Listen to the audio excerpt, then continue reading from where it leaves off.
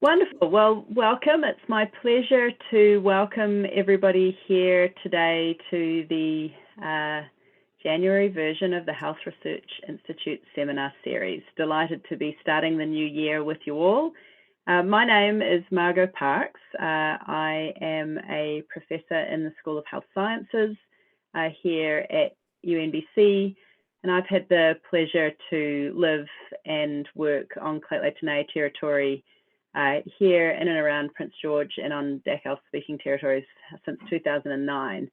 I've also had the pleasure over the last years to be part of the Health Research Institute Leadership Council, and currently, since just the end of last year, being a co-lead of the Health Research Institute Leadership Council.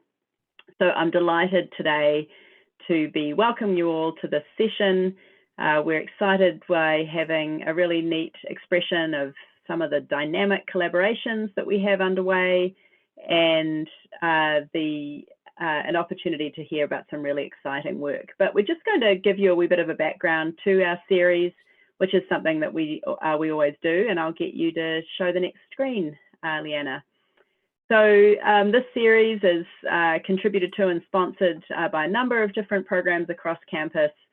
This is some of them, and some of the key groups that have been with us from the beginning. And we're really excited about the way the seminar series creates a platform to profile Northern BC-based research and key partnerships and collaborations that are bringing that work to life.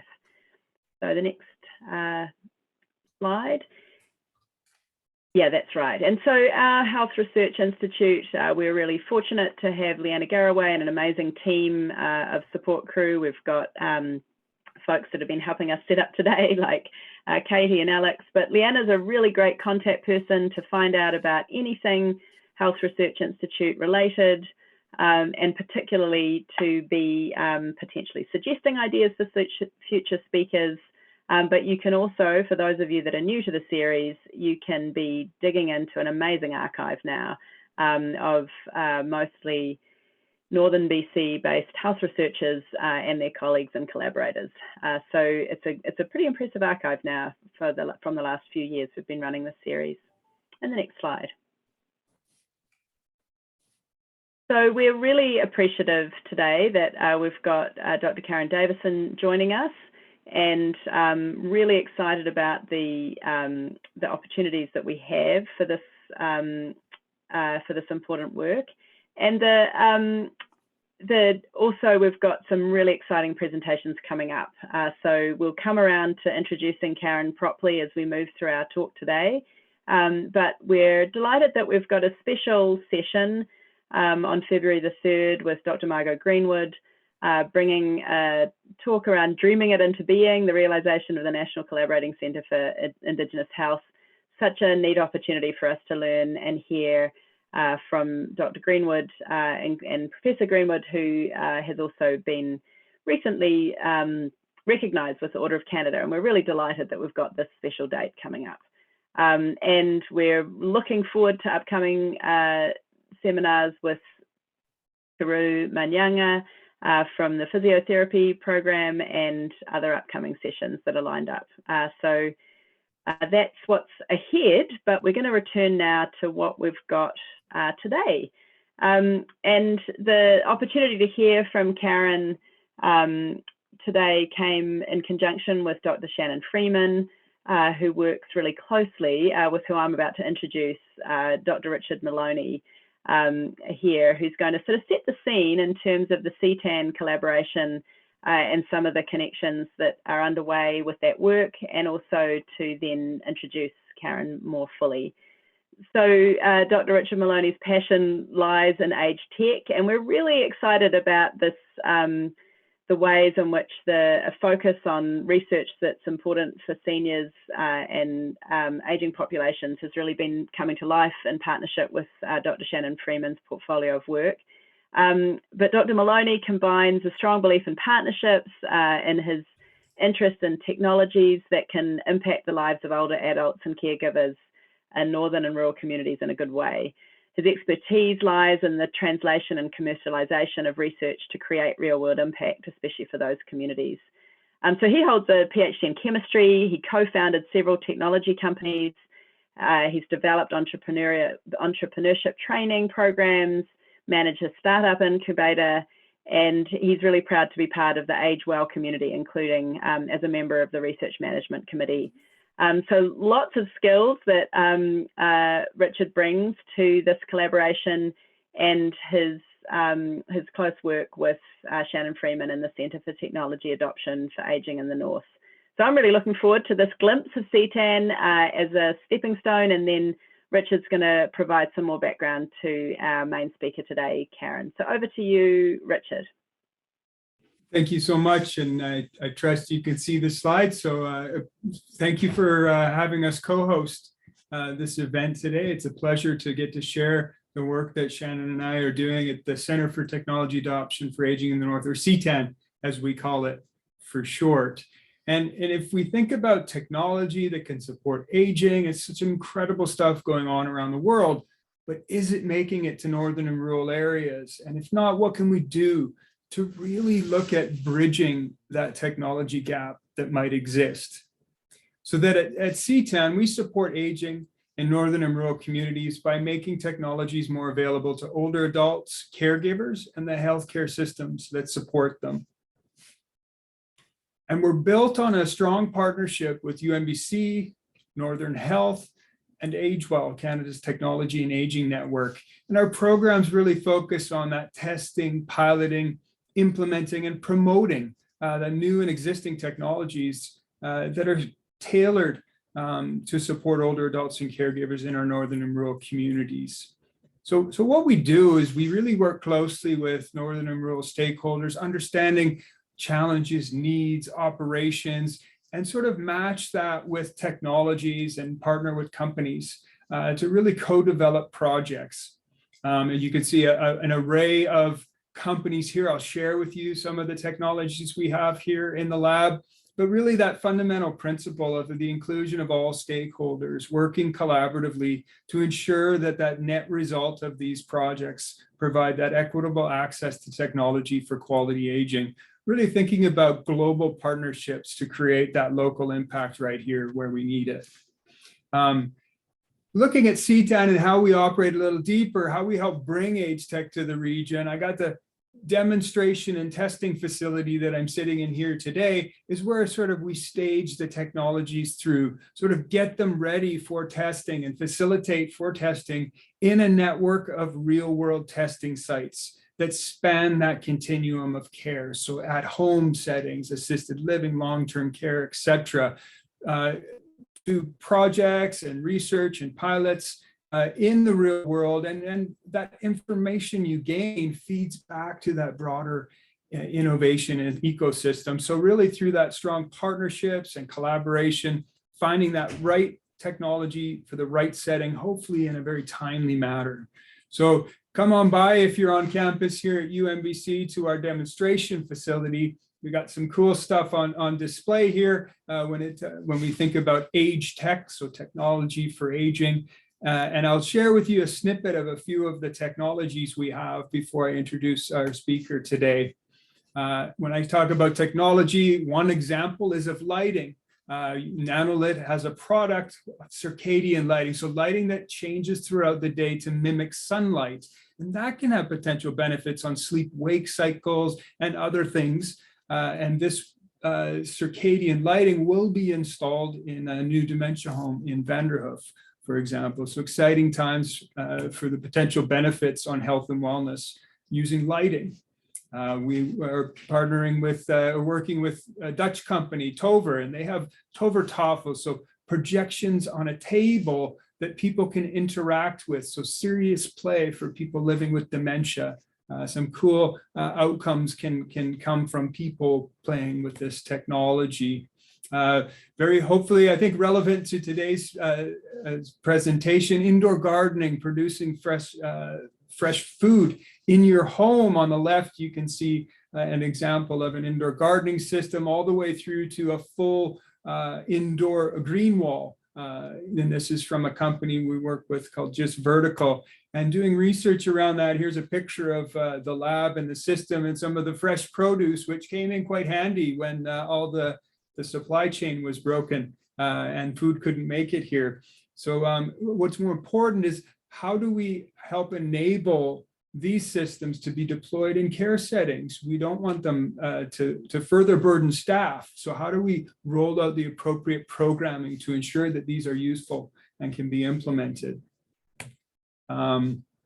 Physical activity is important and coupled with social engagement. So Incentivizer has a bike, a hand and foot pedal system where you can bike around the world in different locations, but do it with others online. A very interesting way to engage and remain active.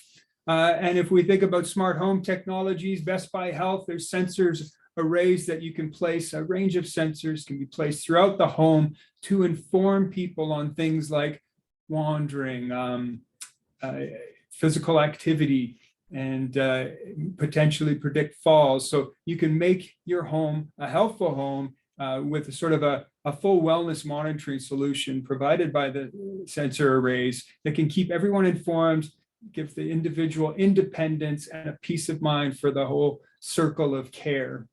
And speaking of staying connected, one last technology that we have in the lab here that we're working with, Care to Talk, Victoria company, developed this product, which is this simple tablet it does one thing and one thing only. It allows for simple video connection with your family members.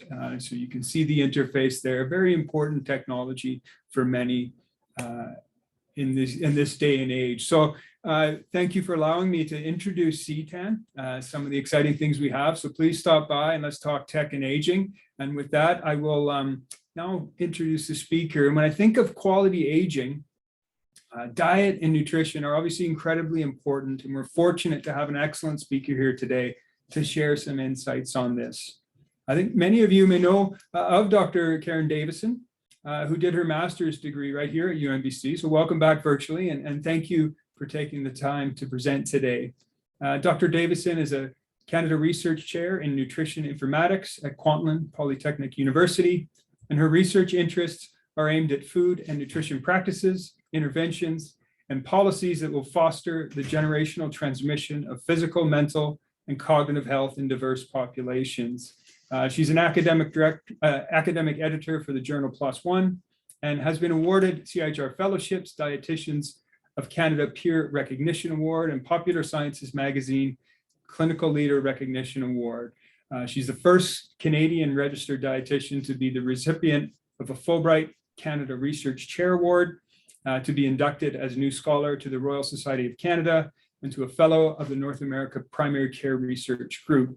Co-authored over 100 scientific and professional publications. I think it's great to see that over 50, these have spanned across more than 50 media outlets, including ABC, CTV, etc. So great to get the word out through those channels as well.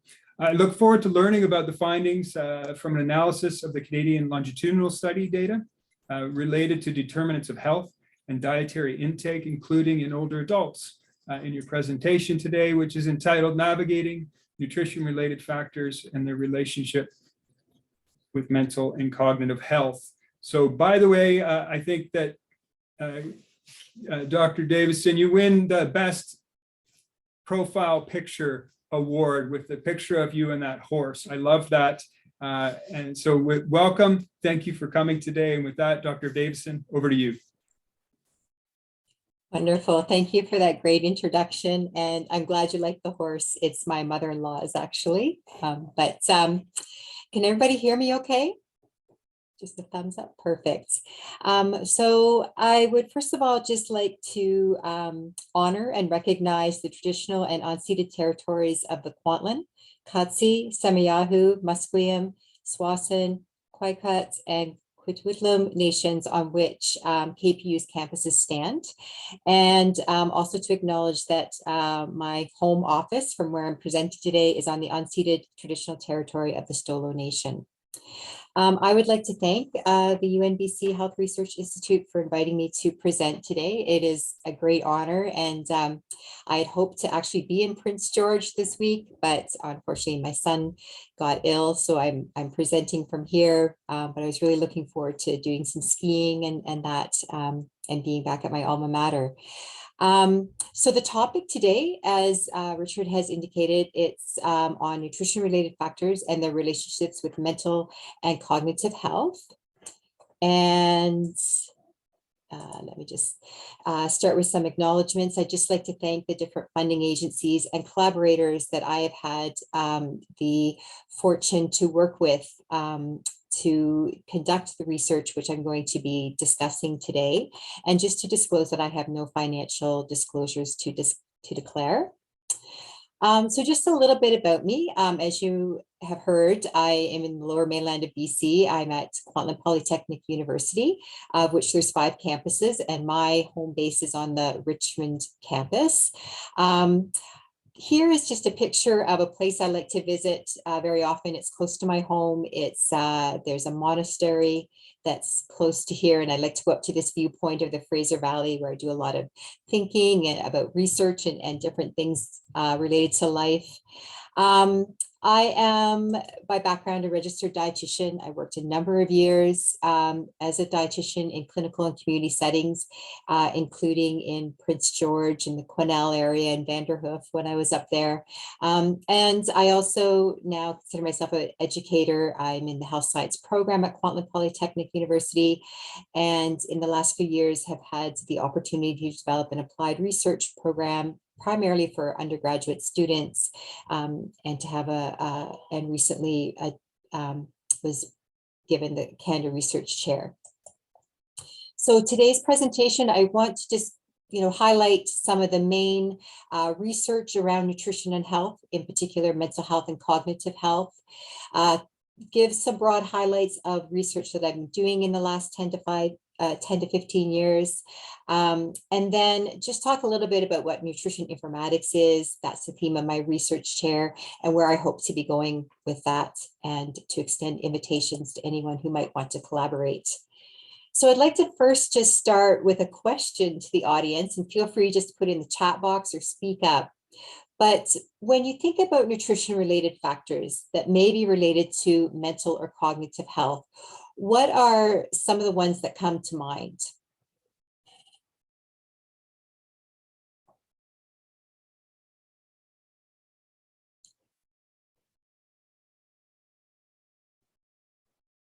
So just reminding folks, as a question to everybody, you will be able to use the chat function if you want to answer Karen's question, or you could use the Q&A. And so here's some coming in already in the chat there. Are you able to see those? I need Yes. to read them, Karen. No, that's fine. I can see them. Can you elaborate a bit more? So yeah, just example, like when you think about nutrition as it relates to mental health, like are there certain foods you think of, certain nutrients? So just, and I see one has indicated here, glucose, glucose being the main fuel for the brain. Someone indicating that they just haven't had enough to eat, so they're feeling foggy. Yeah, and considerations if someone has a mental health condition or a cognitive condition such as dementia, whether they have the ability to eat. So that's an important interface between nutrition and mental health. Hungry, protein, comfort foods, omega-3s, excellent. Yeah, so lots of different examples that you've brought in there. B vitamins being another key one as well. Anxiety and cortisol levels and how we absorb the nutrients. So very impressed. A lot of you already have can see the many different relationships between nutrition and mental health. So I just wanted to start off with just some broad frameworks and theories that connect nutrition and mental health. And as I mentioned, these are just theories and not that you necessarily have to agree with them. So we know that in like the last 50 to 100 years, we've had major changes in our diet patterns. We used to at one time eat a lot of whole foods, grow our own foods, whereas now our diet is quite typically characterized as having a lot of processed foods. At the same time, there's been an increasing prevalence of different mental health conditions and cognitive conditions, and it's thought that because of these trends, occurring in close proximity to one another, that they are related. We know that in the prenatal environment, what we are exposed to in terms of nutrition, there's been research to show that it can impact or is associated with developing mental health conditions in the offspring. One area of research that this has particularly been seen in is related to schizophrenia. There's also some thoughts that some of the mental health conditions, factors contributing to it could be long-term latency effects of poor nutrition. So, for example, conditions such as bipolar disorder, depression, which tend to be diagnosed sort of maybe starting in the teens and into adulthood.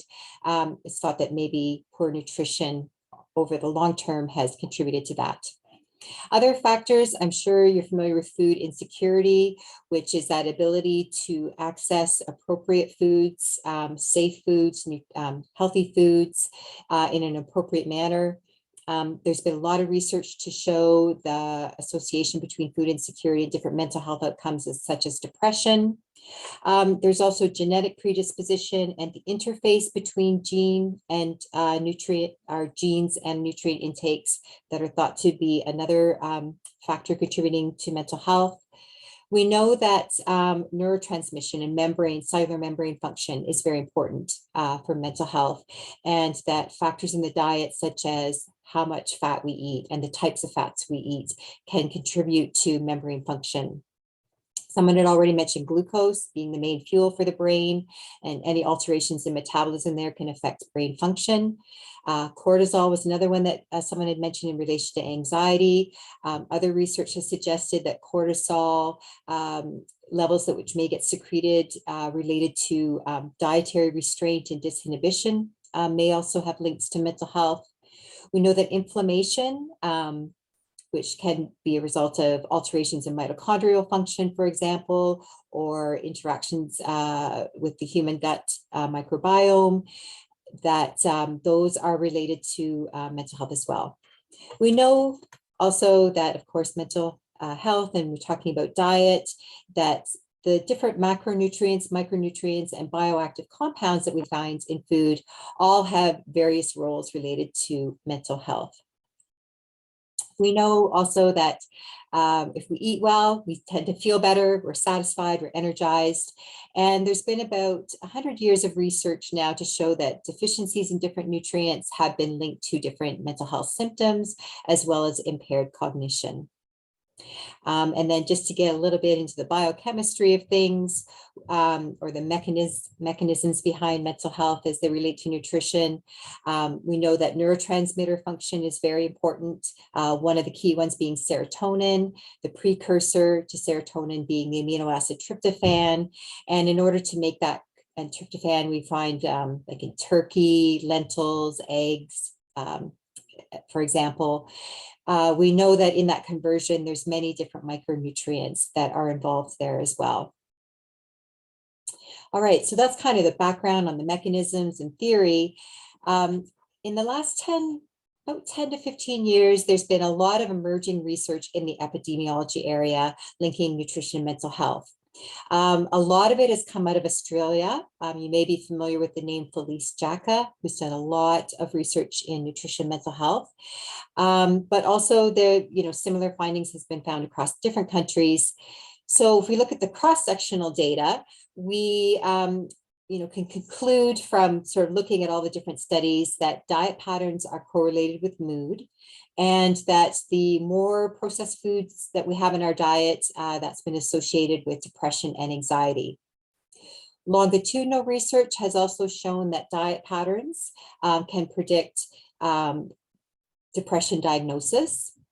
And when we look at all of these research studies sort of in their entirety, we know that both processed foods and more traditional diets or Mediterranean diets independently predict depression. So in other words, if you're eating lots of fruits and vegetables, which is great, that can help promote good mental health. But at the same time, if you're eating a lot of processed foods, that's an independent predictor of your mental health, primarily poor mental health. More recently, there has been dietary interventions in samples of individuals that have depression. And the SMILES trial is probably the most famous, I guess, of them all, which was done by Felice Jacka in Australia. And so these individuals were given personal dietary advice, a lot of guidance around the Mediterranean diet, learning how nutrition and mental health are linked, and found that there was significantly improved improvements in depression in this sample. Okay, and then when we look at cognitive health, there's also quite a bit of a body of research there. Some of the factors that contribute there, midlife obesity, for example, which is thought to be linked to insulin resistance, has shown to be higher rates of cognitive impairment. Sarcopenia, which is the age-related skeletal muscle mass declines that are quite common, is of course related to nutrition as well as physical activity, but is also a predictor of reduced cognition.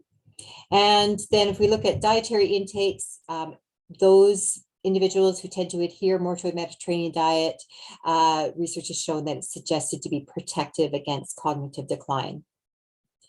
Now, when we talk about mental health, I just want to be very clear that I'm not just talking about mental health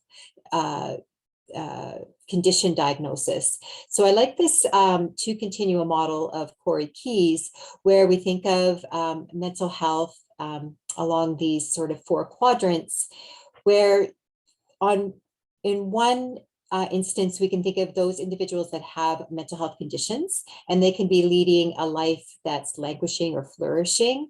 And that there's also individuals that don't have a diagnosis of mental health condition, but they can have very poor mental health. So for those with a mental health condition, when we think about nutrition strategies, what we really want to aim for is symptom control, remission of symptoms, and functional recovery. And then when we think about individuals that don't necessarily have a diagnosis of a mental health condition, but are experiencing poor mental health, we want to look at interventions that are going to improve cognition, behavior, and emotional regulation. Okay, so that's a bit of background as far as the research. Now I'd like to just kind of segue into different research studies that I've been involved with, and just highlight the different samples and the results of those studies. So I began this research during my PhD at the University of Calgary. I actually did my PhD research, though, in the Lower Mainland of BC with the Mood Disorder Association. And my thesis focused on researching individuals with mood disorders that were part of the MDA-BC membership. And my main aim was to just get a sense of, what were their dietary intakes like? How did they compare to a healthy population, and that healthy population being the BC Nutrition Survey participants? And also to compare it to the recognized standards in nutrition, such as the dietary reference intakes that are published by the Institute of Medicine. And those just outline the levels of intake that are recommended in the population in order to prevent chronic disease and promote health. And then my other objective was to examine if there was association of dietary intakes with mental function. So it was a sample of 100 individuals that were randomly selected from the MDA-BC membership list. And they first of all met with a trained clinical psychology PhD student studying at UBC, who administered the structured clinical interview to verify diagnosis, and then also examined their current level of functioning based on the Global Assessment of Functioning, which looks at social, psychological, and occupational functioning. And then their current symptoms. So depression as measured by the Hamilton Depression Scale, and then mania symptoms as measured by the Young Mania rating scale. In addition, people were asked to record their food intake for 3 days, so 2 weekdays and 1 weekend day, bring their food records in, and they met with a trained registered dietitian who went over the records to make sure they were complete, administered a food frequency questionnaire to look at usual intake patterns over the last year, and then also a food selection questionnaire, which included questions related to dietary restraint, food insecurity, for example. We also had them bring in any natural health products that they were taking and writing down the dose and frequency of which they were taking it, as well as any medications. So the sample itself, most had a diagnosis of bipolar disorder. They were quite high functioning, and most were taking psychiatric medications. Most were female, not in a relationship, and almost half had household income levels that were at the poverty line or less, according to Statistics Canada standards. Most would, if we think about activity levels, most were low or moderately active, tended to carry excess weight as per BMI standards, and a small proportion, about 1/5, also smoked. So the first thing, the first objective, as I indicated, I wanted to sort of get a sense of their eating habits compared to a general sample. So we, at the time, this was a few years ago, this is the old food guide with the rainbow design. We compared the number of servings of the different food groups that they were eating in relation to the recommended ranges, and then comparing the proportion that were within the recommended ranges of the Canada's Food Guide to those that were in the BC Nutrition Survey. So as you can see here, there was a significantly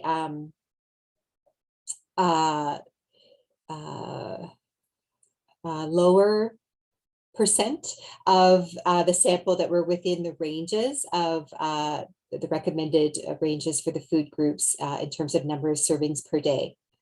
As you can see, total fat was not significantly different, but when we looked at those that had fat intakes that were above what we call the adequate macronutrient distribution range, so that is the percent of calories from fat out of the total calories that are eaten in the day, we found that there was a much higher proportion of individuals that had these really high fat intake levels compared to those in the BC Nutrition Survey. Alpha-linolenic acid is an essential fatty acid, an omega-3, and you can see that the proportion that were within the percent of total calorie range was much less than in the BC Nutrition Survey, and the omega-3s are very critical to brain health. Then when we looked at the vitamins and minerals, or the micronutrients, we were interested in looking at the proportion of individuals that were less than the estimated average requirement. So that's the level of nutrient intake set out by the dietary reference intakes that's at the median. So if a person's intake is less than that, they are considered, their intakes are considered to be potentially inadequate for that particular nutrient. So when we looked at just their dietary intakes alone, we found that there was a much higher proportion of those that had intakes less than the EAR for these vitamins indicated here. So vitamin B6, B9, and zinc, which are important to brain health. And of course, it was higher than the BC Nutrition sample. Then we were interested, because we had all of this information about the supplements that they were taking, we could add on that content to the diet.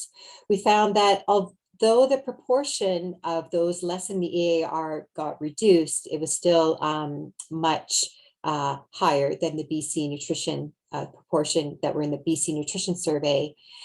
And then we did find there was a very high prevalence of natural health product intake.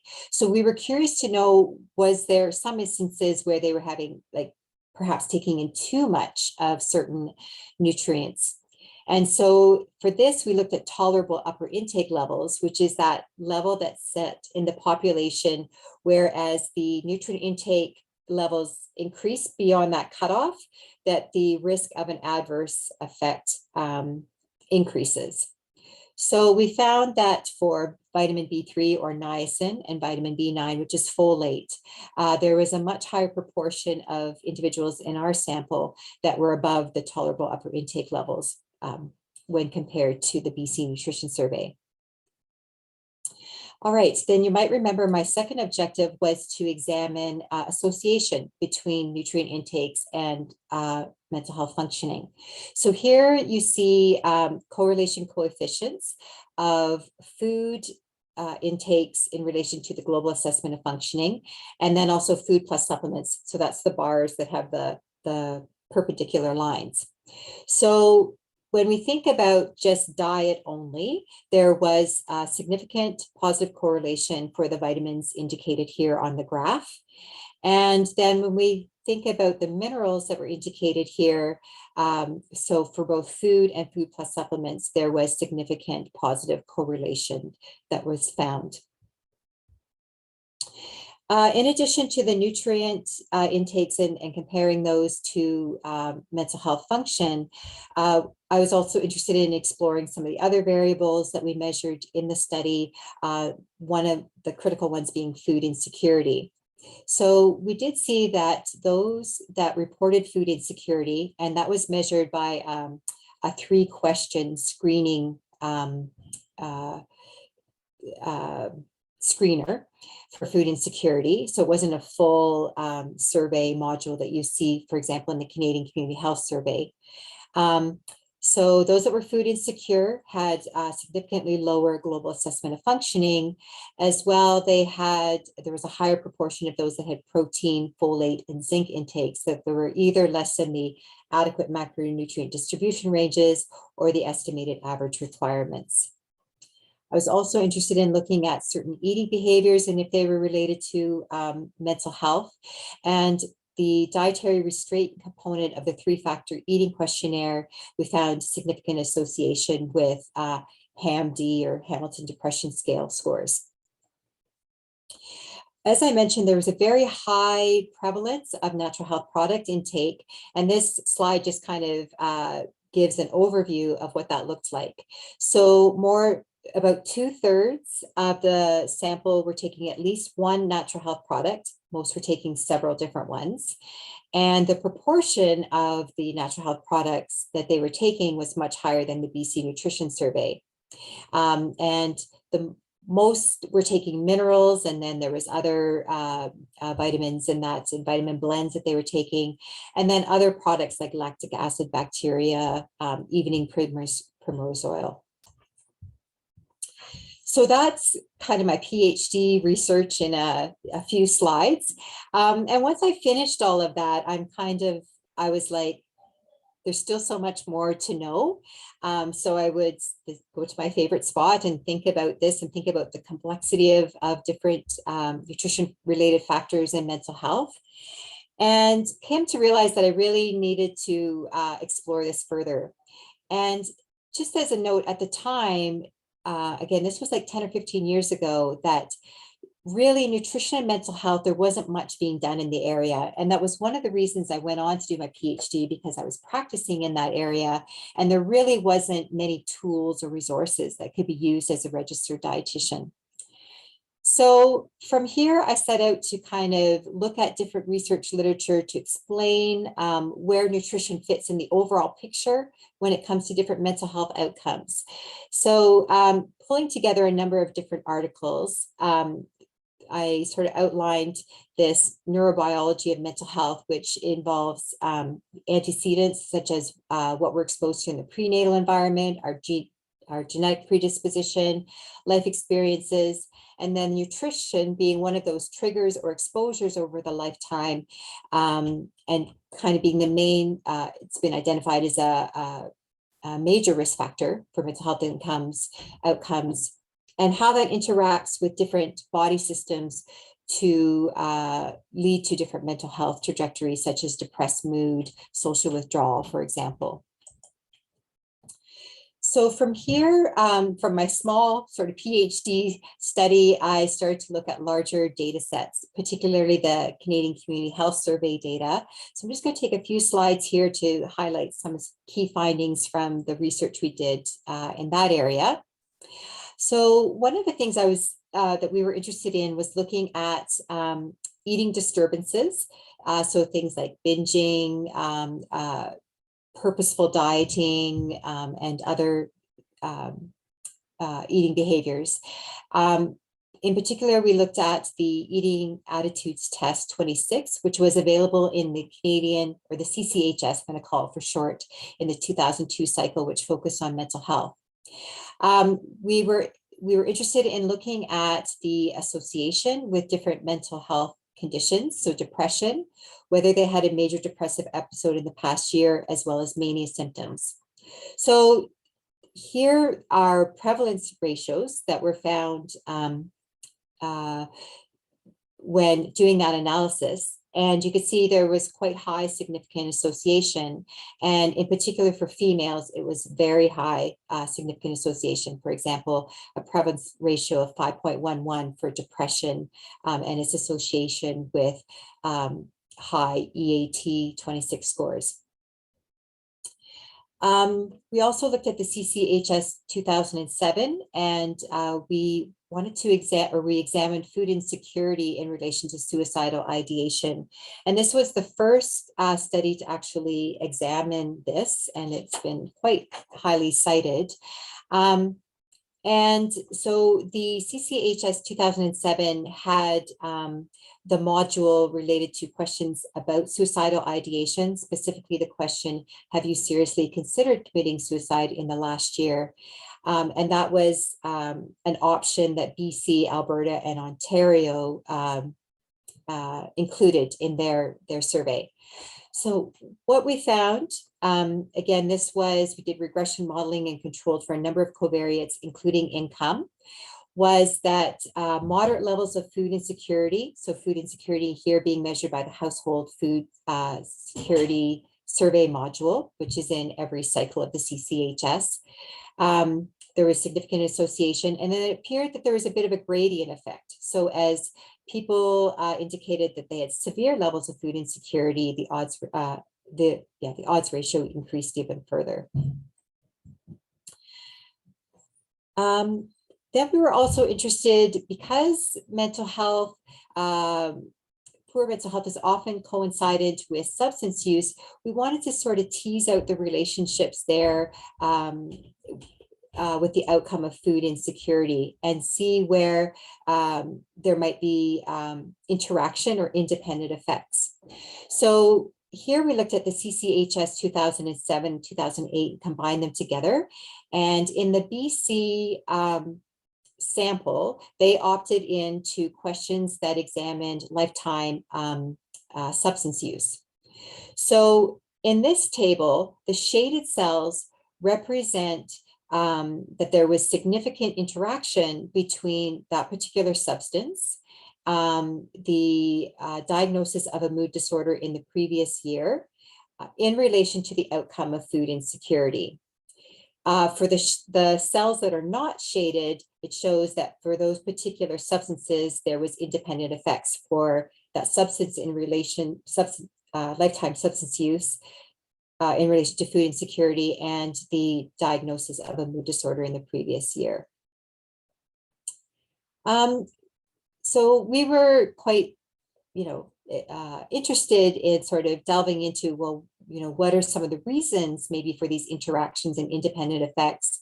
So again, we explored the literature and sort of came up with this framework that looked at different nutrition-related pathways that might be related to the three factors of food insecurity, mood disorder, and substance use. So for example, the human gut microbiome, so the effects there perhaps of substance use and as that relates to mood disorder diagnosis and food insecurity. And then mental health and behavior pathways, for example, the shared etiology that's often found between mental health and substance use.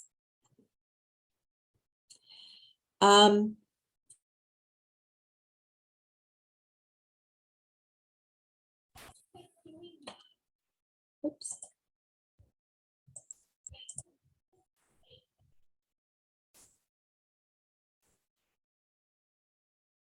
I'm not sure what happened there. Can you see my application again? Yeah, we can see you sharing your screen again, and I'm not sure if it's leaked back to the right slide, but we've got one with exploring relationships continued. Yeah, we're on the right slide. Okay, good. I didn't lose the spot. So in another study of the CCHS data, we were interested in looking at diet patterns and individual nutrient intakes as they related to mental health, and also accounting for food insecurity. So the reason being is that we know there's been a lot of research about diet patterns, and then there's also been other research that's looked at individual nutrients. So we wanted to combine the two in this analysis to see which ones were associated with poor mental health and which weren't. So the outcome measure, perceived mental health, is a self-report indication of mental health by the participant. It's, I believe, continuum of 5 different choices that range from poor to good mental health or excellent mental health. And Statistics Canada had explored this variable in much depth and found that it was highly correlated with outcomes such as depression, anxiety, psychological distress. So it's believed to be a very good indicator of mental health.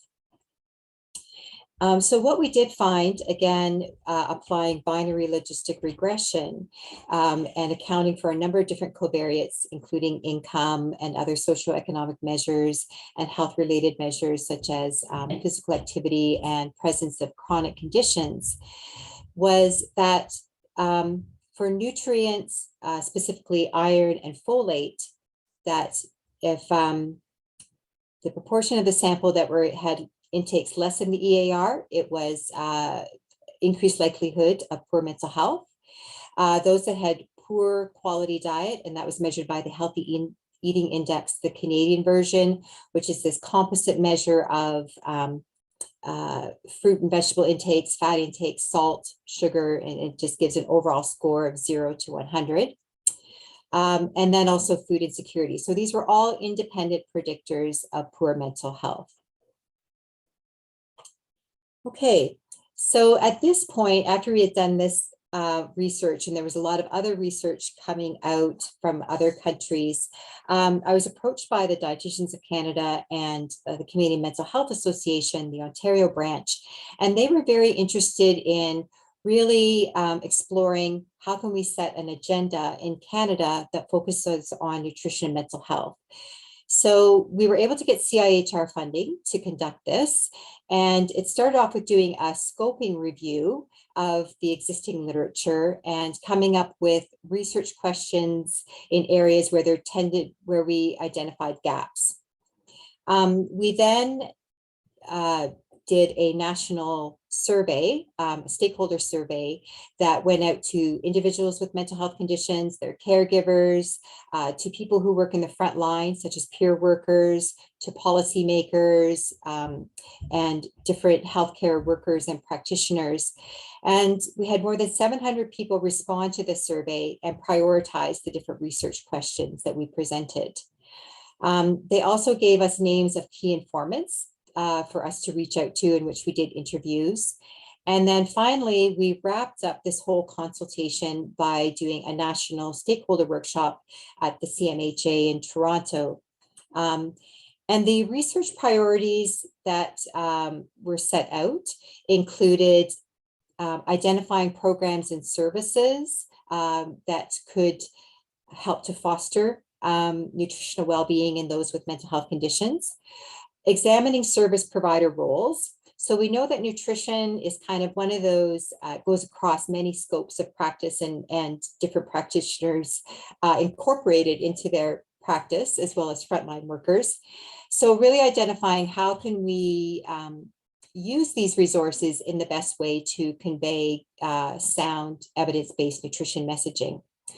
We also wanted, the other priority was examining the determinants of health, other determinants, and how they may interact with nutrition to impact mental health.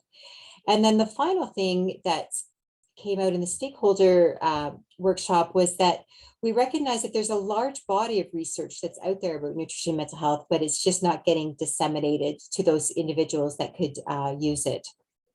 So then this led to obtaining subsequent funding and the Bridging the Divide project, which really focused on the knowledge dissemination around the research agenda and as well as the research that's out there, and tried to get uptake amongst different stakeholders. Okay, and then sort of the final analysis that was done with the CCHS before moving into the Canadian Longitudinal Study on aging research was looking at the special population. So here we wanted to look at immigrants and how their diet, mental health, and food insecurity, those factors compared over different years in which they had transitioned into Canadian society compared to those that are born in Canada. So we have 4 different graphs here. So the first one is showing iron intakes, and this is iron intakes that were less than the estimated average requirements. So as you can see, that immigrants that were in the first 5 years, as well as longer term immigrants that had been in Canada for more than 10 years, there was a much higher prevalence of these low iron intakes when compared to those who were born in Canada. Similarly, for sodium intakes, so this is sodium intakes above the tolerable upper intake levels, over the different years of those that had immigrated to Canada, there was a much higher proportion across all the different, so the short-term, medium-term, and longer-term immigrants. For poor mental health, so that was that self-report measure that I was indicating before, that was available in the 2004 CCHS. We see that immigrants that were had been in Canada for between 2 to 5 years had a much higher proportion of poor mental health relative to those born in Canada. And then finally, with food insecurity, it seemed in the first 5 years after immigration to Canada that those individuals had much higher proportion of experiencing that food insecurity compared to those born in Canada. Okay, so that was sort of the next stage of the research. And then I had the opportunity to be invited on a very wonderful national team that was led by Esme Fuller-Thompson at the University of Toronto, who's in the School of Social Work there, and has expertise in immigrant health. And she was interested in bringing someone on the team that could look at the nutrition-related variables in the Canadian Longitudinal Study on Aging, which I'm going to refer to as the CLSA from here on in. And so over the next few slides, I'm just going to talk a little bit about this research. And we were able to examine mainly mental health outcomes, but also one study was on cognitive health. So if you're not familiar with the CLSA, it started in about 2011. And it was a large prospective long-term study that was set out that there's about 50,000 adults between the ages of 45 to 85 that were recruited at baseline and from 2011 to about 2013 and are now being tracked. And from what I understand, it is planned that they'll be tracked for about 15 to 20 years. It's a very large data set that includes many different variables, some really nice objective biological data, blood work, DEXA that had been done, as well as medical status, psychological variables, a lot of different mental health variables, social variables, so looking at social support, lifestyle such as substance use, dietary intakes, physical activity, and also the economic aspects of the lives of these mid-aged older adults. So there was some slight variation in the sample sizes across the different studies that we've done looking at different mental health and cognitive outcomes. But generally speaking, our sample was around 27,000. We used the comprehensive part of the CELSA data. The mean age of the sample is around 63 years of age. There's about a 50-50 split between males and females. Most are European, Canadian, quite well educated, and in a relationship. So as I mentioned, the lead for this particular project was Esme Fuller Thompson, and still is. And so the analysis that we did was, went beyond nutrition, but really I'm going to be focusing on the relationships between nutrition and the outcomes here. But keep in mind that we did account for many other covariates, which I'll talk about in a moment. But I just want to talk about the nutrition measures first that we included in the different analysis that we conducted. So we had body composition measures that we included. So sort of the typical ones like BMI, waist to hip ratio, also waist to height ratio. And then there was these nice objective measures that included from the DEXA, the body fat percent, skeletal muscle mass, which is the indicator of sarcopenia, and comparing that to European cutoffs that were indicators of sarcopenia, and also bone density. So T-scores minus 2.5 or less being an indicator of osteoporosis. We also looked at indicators of poor nutrition status. So hand grip strength, which was measured in the sample, there's been a large body of research to show that it is an indicator of nutrition status. And so there's cutoffs that are different for men and women and depending on their age. There's also this nice tool that was developed by Heather Keller, who's now at the University of Waterloo. She developed this nutrition risk screening tool that we included as an indicator of nutrition status. And then finally, because we were just looking at baseline data here, there wasn't a whole lot of blood work data available at the time we were doing the analysis. So we just included hemoglobin and used the World Health Organization standard cutoffs for the screening that would indicate potential anemia. And then there was the food frequency questionnaire that's included in the CLSA. And it's a 36-item questionnaire that looks at different foods consumed over, I believe it was the last year.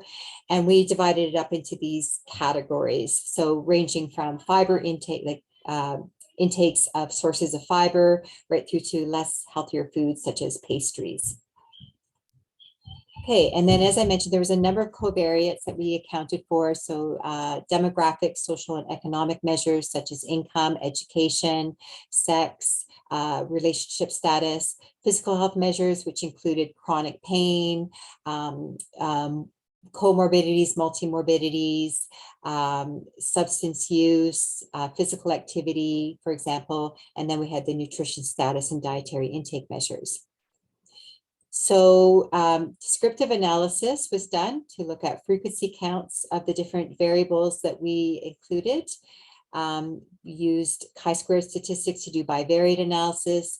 And then depending on the outcome measure, we either use binary logistic regression, multinomial logistic regression, or multiple linear regression. And this was all done using SPSS. So the first study that we published examined depression as an outcome and depression as measured by the Center for Epidemiologic Studies Short Depression Rating Scale. So it's a 10-item scale that has Likert scale questions that assess depression symptoms in the past week and is believed to be a good indicator of depression. And so in the entire sample, we found that there was significant increased likelihood of depression for those that consume more salty snacks, chocolate, unfortunately, low fruit vegetable intakes, and that ranged. So 1.33 was, I think, around 1 to 2 sources a day, or no, sorry, around 3 to 4 sources a day. And then as it went lower, the odds ratio would increase. So less sources of fruits and vegetables, higher odds of depression. As well, there was significant association with fruit juice, higher intakes of that. And then when we look at the nutrition status indicators, that nutritional risk screening, you could see significantly higher likelihood of depression for those that were identified at nutrition risk, and as well for those with lower grip strength, which was an indicator of poor nutrition status. Then what was interesting, we did compare men and women. We found that for men, there was a reduced likelihood of depression for those that were consuming the omega-3 eggs. So that was really the only omega-3 source that was identified in that questionnaire, as well as fish. Fish was another one. There was lower likelihood of depression for those that were consuming foods that would be considered high sources of calcium and vitamin D combined, as well moderate levels of fruits and vegetables. And interestingly, those that had higher fat intakes, there was a lower likelihood of depression in men. All right. The next mental health outcome measure that we looked at was psychological distress. So this was the Kessler Psychological Distress Scale, which is a 10-item screening questionnaire that gives a global measure of non-specific distress based on questions about anxiety and depressive symptoms that the individual had experienced in the last 4 weeks. So we actually had 3 levels of psychological distress, so no distress, mild distress, and then moderate severe distress combined together because the sample was quite small in each of those groups. And what we found that was in the entire sample, those that consume more chocolate, higher was associated with increased likelihood of depression, as well for women that were identified at high nutrition risk, consumed less fruits and vegetables, and had higher waist to height ratios. There was significant association with psychological distress. So the next study that we examined was the outcome of post-traumatic stress disorder, which was measured based on the 4-item primary care post-traumatic stress disorder tool. So it has 4 questions that are based on symptoms of the DSM-4 diagnosis of PTSD. And if a person answered the affirmative for 3 of those questions, it was considered that they had screened positive for PTSD. Now, again, this was the first study, to the best of our knowledge, that actually looked at nutrition factors in relation to PTSD. So traditionally, it's been in the area of depression and anxiety. And so what we did find was that for those in the sample that were over 55 years of age, there was a lower likelihood of PTSD for those that with higher waist to height ratio, and higher likelihood of being screened for PTSD in the entire sample if they had high body fat percent. And the range there is actually quite high, so 41 to 59% body fat, as well as those that were indicated to be of high nutrition risk. When we looked at dietary intakes, interestingly, there was a higher odds of being screened for PTSD if they consumed more pulses and nuts. Sorry, my cat is just walking across my desk. I don't know how he got in here. And so sorry about that. So that was surprising for the pulses and nuts. And we thought that that was perhaps maybe related to stress eating, as well. What we found interesting that for those over the age of 55 years, that lower fiber intakes was associated with lower likelihood of being screened for PTSD. And we thought that that was maybe because of the presence of phytates in fiber. So phytates are these compounds that tend to bind with essential trace minerals such as iron and that are critical for mental health. And we thought that perhaps that was maybe the link there. But these were interesting findings that were kind of hard to explain. Okay, so finally, we're able to look at an outcome that's related to cognitive health. And so most, as I've shown, were outcomes related to mental health. And so we looked at what's referred to as verbal fluency, and it was measured by 2 different means. So there is the Controlled Oral Word Association Test, or COWIT. In particular, in this case, it was the COWIT FAS, where the participants were asked to state as many words as possible that begin with the letter F or A or S. And for each of those, they were given 60 seconds to indicate as many words as possible that started with that letter. Then there was the animal fluency test, where they were asked to identify as many animal names as possible. Now, both of these tests are have been studied and shown to be good predictors of executive function, mild cognitive impairment, and to predict incident Alzheimer's disease within 5 years. And so in this particular study, we had to be careful because there's Anglophone and Francophone participants. So we focused on the Anglophone participants. And what we found was that there were similar trends for body composition and nutrition status measures for both of the different tests. So here what's shown is the unstandardized beta coefficients based on multiple linear regression, so controlling for a number of different covariates with their 95% confidence interval. So you could see that those that had higher body fat percent and a BMI over 30, that they had lower scores for on these two tests. And then those that had better grip strength, which was an indicator of good nutrition status, or were identified as being at low nutrition risk, had better scores. And then when we look at dietary intake measures, we see that those that had,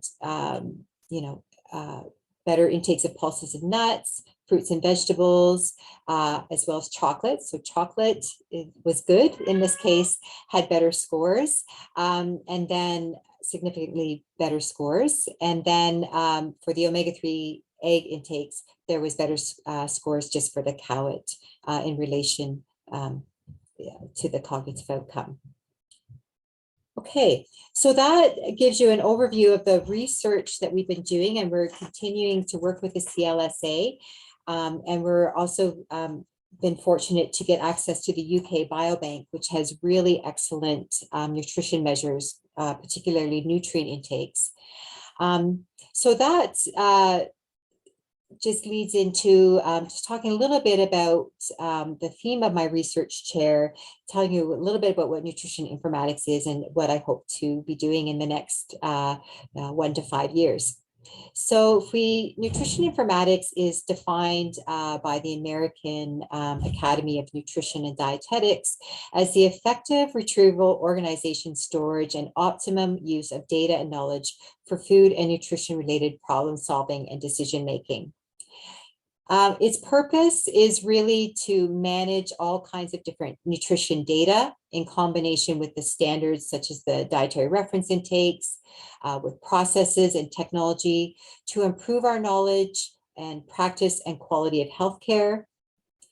And it cuts across a number of different areas of scope areas, of which the ones I'm interested in are public health, research, of course, and being able to do trials, as well as public policy and looking at different evidence-based policy making and measuring outcomes.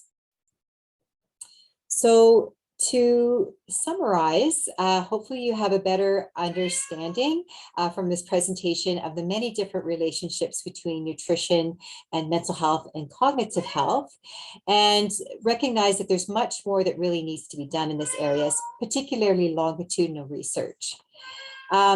It's also important to consider nutrition in the context of other determinants of health, such as income and food insecurity, to look at significant life transitions, such as moving into older adulthood and special populations, such as immigrants, and to also develop and research different practice and policy interventions. And the ultimate goal being that we want to have nutrition interventions that can better foster individual and population health, both in the prevention and management of different chronic conditions.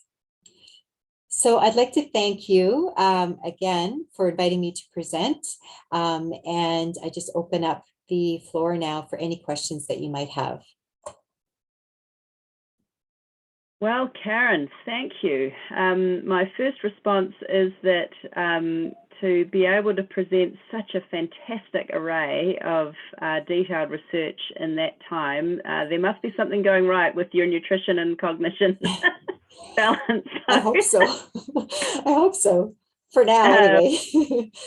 That's right. So I think maybe you might want to share your screen again if you want to go back to a particular slide.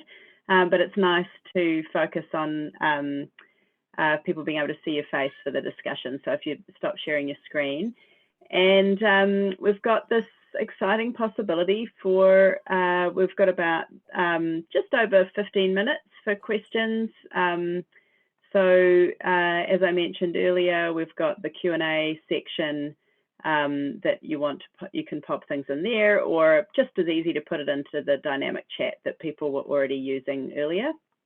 And we've certainly already you've finished in some ways with an invitation in terms of these areas of future work that's probably one of the things. We're getting lots of appreciation there, but I guess, Karen, one of the starter questions I would ask is that you've indicated the need. You've cracked open an extraordinarily, important area for work, and I guess I have two types of questions. The first is probably going to be that really tough take-home message question. You've done so much thinking about this and so many different dynamics of different nutrition, of the impacts on cognition, on mental health, and you must get this question all the time. If somebody was to say to you, Karen, what's the diet I should be eating to enhance my mental health and improve my cognition over my life's course? What would you say from all of these new insights you're gathering? Yeah, that's a very good question. So when we think about the different mental health outcomes that I looked at, there were slight differences, right, across the different outcomes in terms of nutrition-related factors that were related. But there's also some common themes as well. I'm going to kind of answer this more from the perspective, I guess, as a dietitian than as a researcher, if that makes sense. In that, I don't think you can apply one message for everybody, right? I mean, we all know better nutrition, which is, we define as, good levels of fruits and vegetable intakes, making sure we get the omega-3s. I mean, all important. But if someone was to ask me, I would probably sit down and kind of do some kind of an assessment of what their current diet is, and just get a sense of, what are the strengths that they have in terms of what they're eating, and then just explore with them where they might want to make changes, and of course, guiding them in such a way that is based on the evidence that, we know that higher fruit and vegetable intakes are related to better mental health. Omega-3 fatty acids, we know that so much of the population, the intake of that is so low, right? So really encouraging that in some way, low saturated fat intakes and less salts and all those sort of critical things. But if we were to think of broad level messaging, of course, it's kind of the broad population level messaging is, low fat, high fiber diets that emphasizes, good lean sources of protein, like your lean meats, or plant-based proteins, even being a really good alternative to that. Making sure you get enough of the omega-3s in your diet, and eating just a variety of different vegetables, different colored vegetables and that. So, and then I would probably add on to that messaging, it's important to do physical activity, right? Nutrition isn't just in its own little bubble, but it relates to getting good sleep and good levels of physical activity. So I'm not sure if I've answered your question, but that would be my approach. I mean, I'm always interested in that applied end of the sort of so what, now what, when there's so much about the specifics of the research that I'm sure you could dig into, but then there's that question of, okay, so the other dimension for this population, as you were getting into the policy implications, is, you know, if you had an option, who needs to do what differently to pay attention to these issues? And, you know, you've possibly partially answered that by saying we need to have people that people could seek advice from, you know, good dietitian support. So that's one thing.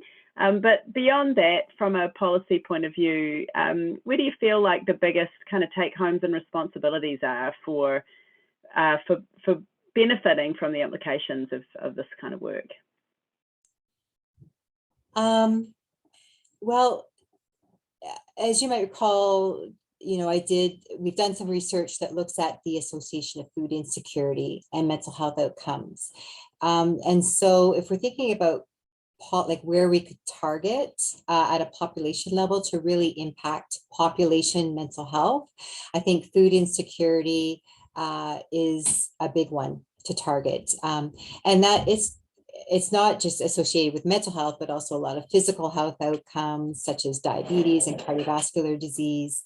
So, you know, targeting food insecurity, so things like adequate income for everybody, and making sure that another important area is food literacy that ties into food security. So making sure that people are, you know, have the resources to be food literate, food and nutrition literate.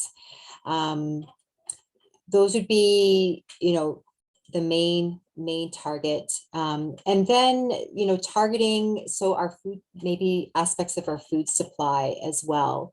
So, you know, making sure that we do have access to good, healthy foods, whole foods that are reasonably priced, and ensuring that people have that literacy to, you know, what is a healthy food? I mean, you can look at the nutrition label and you can interpret it in many different ways, but really what is deemed as healthy. And we have so many choices out there now that it's mind-boggling. So I know just in my work that I do at the national level, being on a nutrition science advisory council, like that's one of the big things that food insecurity is one thing that we really want to target, as well as, you know, nutrition education, I guess would be the other one. Yeah, so in that regard, your research and the details of all of those different studies are sort of deepening the reasons for some fairly core public health messaging around food insecurity and the other things that that kind of align with that. So it sounds like a multiple benefit pathway that your research is emphasizing. So I'm just going to hold I've got lots of questions, but I do want to see if there's any bubbling up from folks from the chat box. Or if there's somebody who's in the room with us that wants to just put up their hand, that's another possibility. Rich, from the point of view of the interests with the CTAAN, is there any questions from you? I was just typing away there, but I think if I think amazing stuff and so much information, and thinking of technology that supports aging, are there any tools that you've used or aware of that individuals can use to do better, to eat better and improve cognitive and mental health? And are you, in your question, are you referring to like technology related tools? Yeah, I'm sure there's some apps or just resources in general, because amazing information, but how do I start? But I haven't come across many good or recommended apps. I was just curious. Yeah, I mean, certainly there's a lot of the apps that can track your diet intake and, you know, tell you how much of this nutrient that you're getting. So those have been around for a number of years. There's one in development right now that is to help consumers to really interpret the new Canada's Food Guide. I don't know if many of you have seen the new food guide, but it's much different than the previous one. And so it's much more open to interpretation. So a colleague at UBC, Tamara Cohen, is working on an app for that. And I believe it should be out probably in the next year. There's also some apps, that provide nutrition education. So things that along the lines of augmented reality and there's some now. I want to say it's very, very little in the area of virtual reality, but that's another. I have a colleague at Oregon State University that developed an app that it's more towards like adolescence, but sort of around nutrition and like sports nutrition, that kind of thing. So, and it's kind of this where they compete in this, what do you call it? What do you call, when you're like in the army, when you go and you do all those different in your training, like an obstacle course, that kind of thing. Right. So you're learning about nutrition in relation to physical activity and what you need for different fuel for different activities and that kind of thing. So so there is starting to be more, and then sort of in the area of digital health, there is now more opportunity for accessing like health professionals via digital health, and there's been some preliminary stuff done more in the psychology area around virtual reality and meeting your health practitioner in sort of a virtual reality environment, those kinds of things. So that's great to hear. I can see potential collaborations. Thank you. Yes, definitely keep in touch. At Kwantlen, I am across the hall from a virtual reality lab, and we're starting to do a bit of collaboration there. So yeah, definitely keep in touch. Oh, okay. I've got an Oculus here, so perfect. Awesome. Thank you. Thanks, Margot.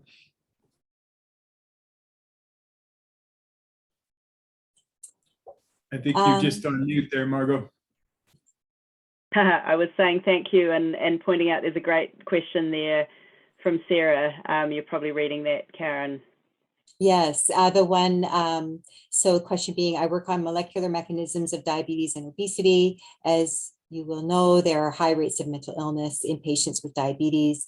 Have any of your studies done sub-analysis specifically on patients living with diabetes? And if you identify specific nutrition risks for mental illness in this population? That's a very good question. So a lot of the analysis that we do, we account for as a covariate different chronic conditions that might be diet related, like diabetes. It tends to be more of a multi-morbidity kind of measure where we kind of put them all together. So we haven't, I can't think of any studies where we've actually just sort of partitioned out diabetes or done sub-analysis of that. But there is like kind of a whole area, especially in type 1 diabetes and in type 2, when we think about mental health, there's kind of this area of research that's looked at disordered eating and sort of, so sometimes when people get so focused on their diet because of their chronic condition, that sometimes that can happen. And then also depression is quite prevalent in individuals with diabetes.